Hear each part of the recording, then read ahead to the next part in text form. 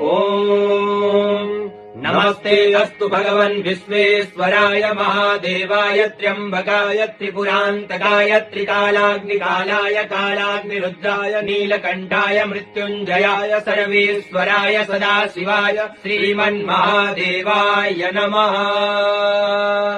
ॐ नमस्ते अस्तु भगवन् विश्वेश्वराय महादेवाय त्र्यम्बकाय त्रिपुरान्तकाय त्रिकालाग्निकालाय कालाग्निरुद्राय नीलकण्ठाय मृत्युञ्जयाय सर्वेश्वराय सदाशिवाय श्रीमन्महादेवाय नमः।